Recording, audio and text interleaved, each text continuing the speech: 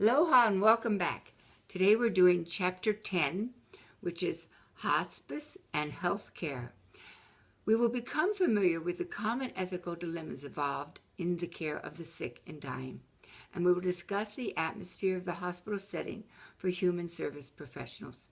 Please read on page 220, 221, and 222 the story of Glenn, the human service professional, as he progresses through a typical day in a hospital setting.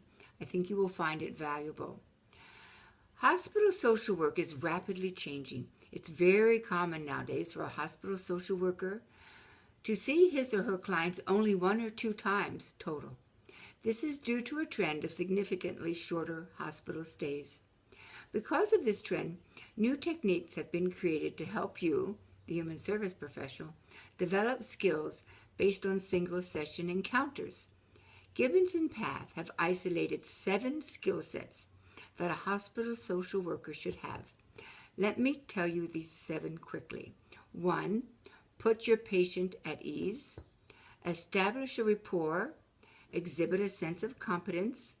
Engage in active listening and exhibit empathy. Be non-judgmental. Provide needed information quickly, and organize support services.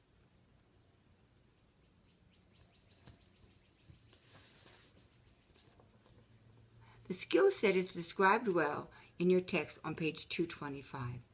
Before we go on, I'd like you to know that hospital settings are highly regulated fields, and as such, you, the working professional, would probably have to have an advanced degree or a state license. The hospice movement is a little bit new, and we're going to touch on it briefly because it is an important part of human services and becoming more important every day because of the large older population we have. Hospice care is a service provided to the terminally ill. This service focuses on comprehensive care addressing the physical, emotional, social, spiritual needs of the dying.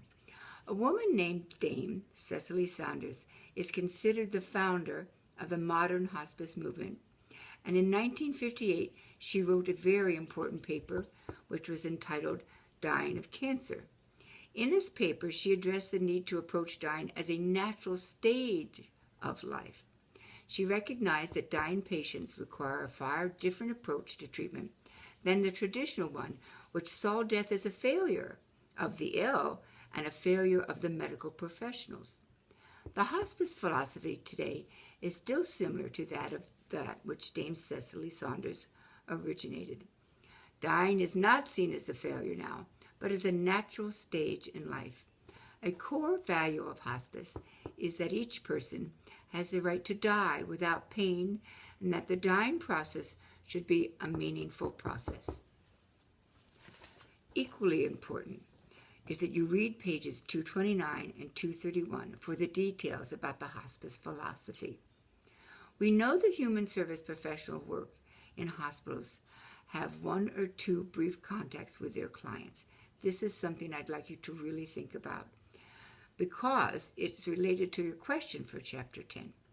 How might the fact that you can only see your patients for 1 or 2 times shape the way you, the human service professional, works with your patients in the hospital setting? Think about that. Go to La Lima to the discussion and share with us what you think of that question. So until we see you in Chapter 11, aloha.